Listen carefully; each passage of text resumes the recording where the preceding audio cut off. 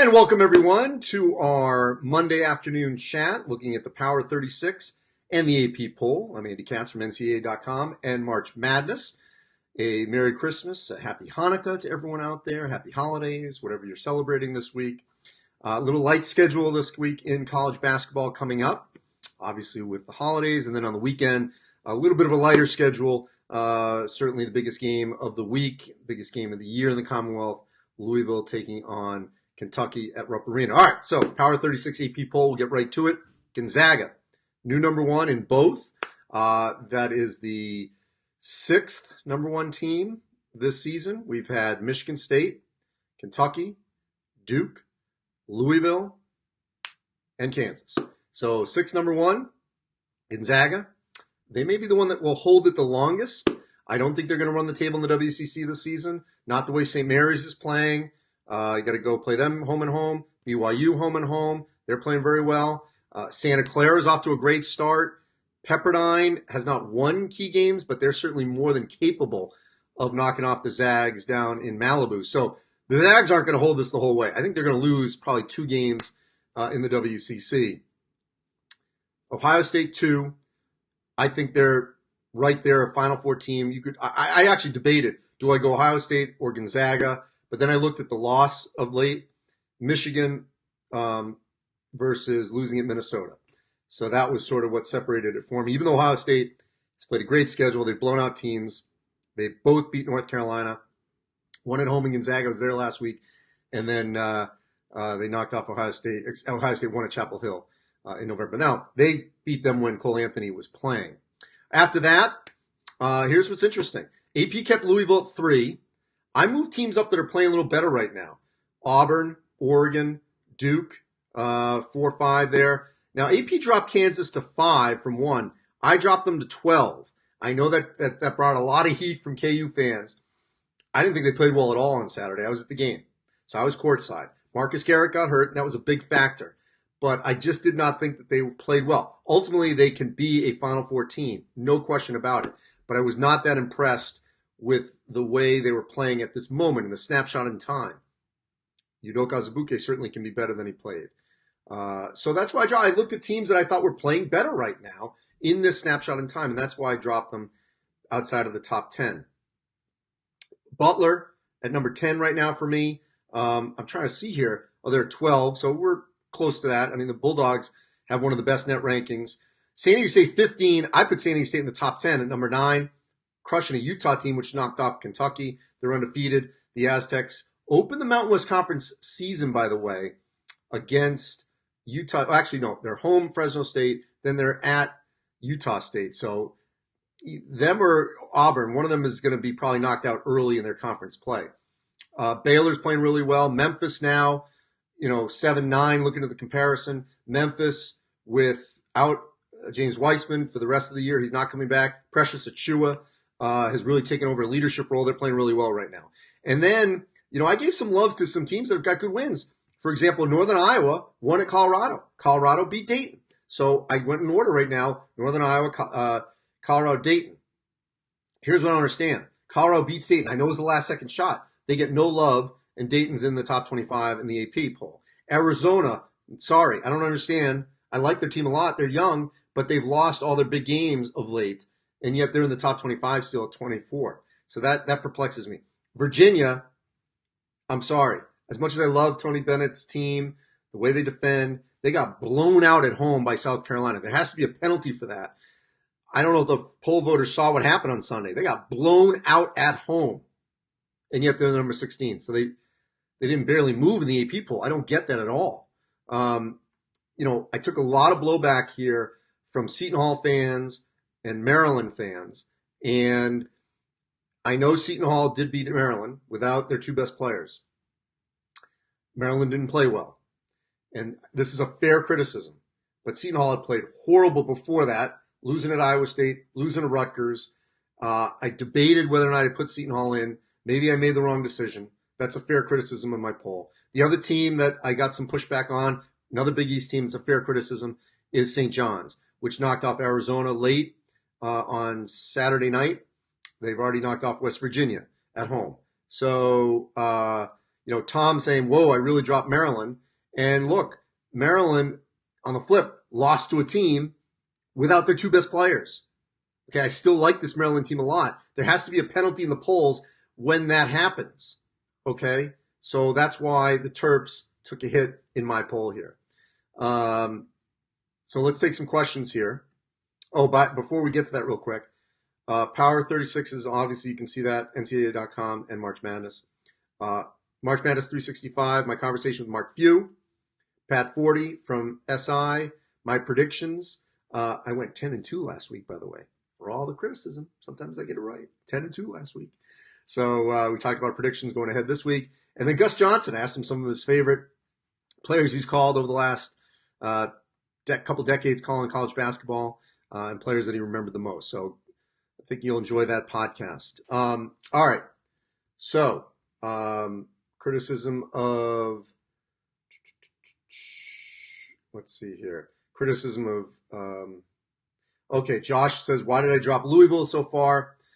In their biggest game of the year, you could argue, was against Texas Tech in New York, and they didn't play hard enough. They lost that game. And I just thought teams in the last week have played much better than Louisville. So that's why that ended up happening. So Kenny wants to know, why isn't St. Mary's in the top 25? Well, St. Mary's is in my top 25 at number 25. I wonder if people are paying attention out west. Jordan Ford, our National Player of the Week. Team of the Week was Villanova. I think they're a top 25 team right now. They're one bad game. Well, they home Winthrop, and they got blown up by Dayton. But they beat Utah State. They just beat Arizona State, crushed them. So let's see here. Samuel says, why isn't Northern Iowa ranked? That's my question. Okay, Northern Iowa, they're playing really well in the Valley, knocked off Colorado on the road.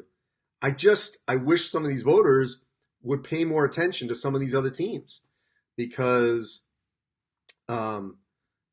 clearly they're picking up good wins. All right, question about the WCC.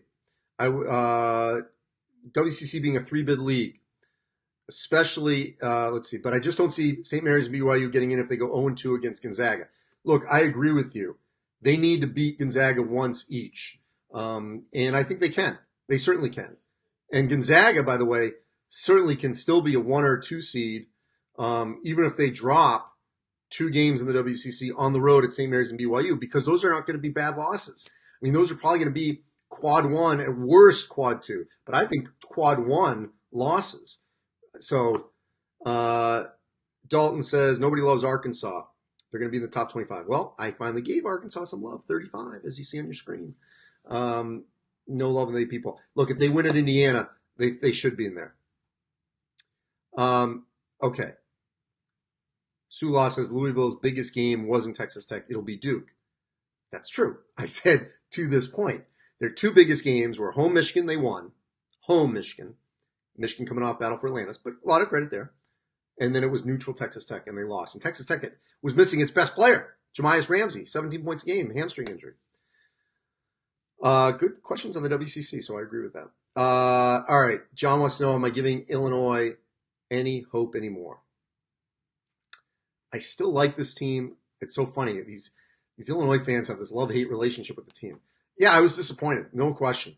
2 most disappointing games, home Miami and this neutral against Missouri, because they're a better team than both those teams.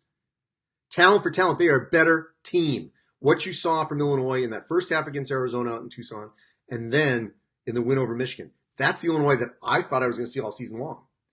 Until we see it on a consistent basis, they're not going to be in the tournament. They got to get their act together. They got to rip off a bunch of wins in the Big Ten. Penn State has been more. Those 2 were my sleepers in the Big Ten, with Rutgers actually as a team I thought could climb out of that bottom group. So I feel kind of like I'm 2 for 3 right now because Illinois has been disappointing so far. Evan wants to know a possibility for a 2-bid Valley. If Northern Iowa has a great record and doesn't win the tournament, then yes.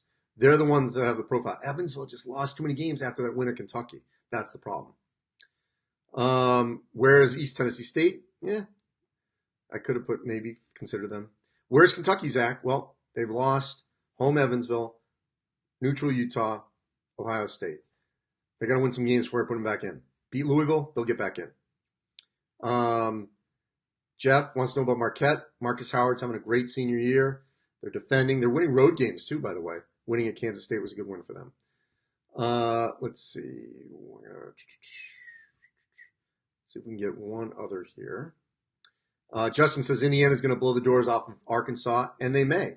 Where is Indiana? Indiana in my grouping was at 32, not in the top 25. I think the Wisconsin loss is why people were sort of sleeping on Indiana.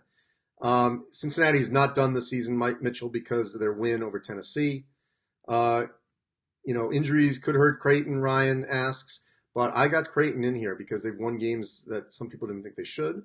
They're 24.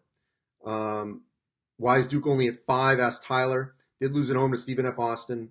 Their win at Michigan State. Michigan State right now is just okay.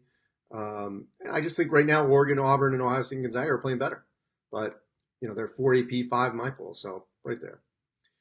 I like the net rankings because I think they're more true to form right now, Stephen. So I would say with that. And John, what impressed me the most about Villanova? Colin Gillespie's grit. He would not let that team quit. That steal along the baseline, it was tremendous play by Gillespie. Phenomenal. He willed that team to a win. Jermaine Samuels with a big bucket. They created those openings. Kansas contributed that with missed front ends, but it was a great win for Villanova because they looked dead. Minute 30, down 4, which you'd think, down 4, minute 30. But they'd had 3 straight empty possessions offensively. They were not playing well. I know some people were like, how could you say they're, came back from 4 down with a minute and a half? That's plenty of time. But their offense had been stagnant for 3 possessions in a row. Then the defense by Gillespie gets them going. All right, one more.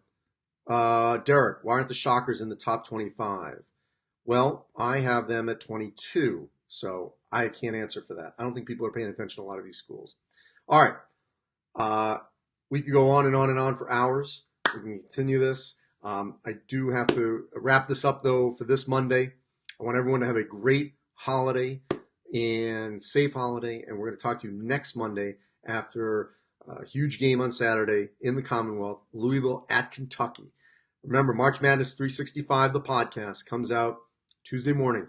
Mark Few, Gus Johnson, Pat Forty, my predictions, headlines, and Cats ranks, my championship teams of the decade. I rank them 1 to 10, the 10 championships from 2010 to 2019. So check that out on March Madness.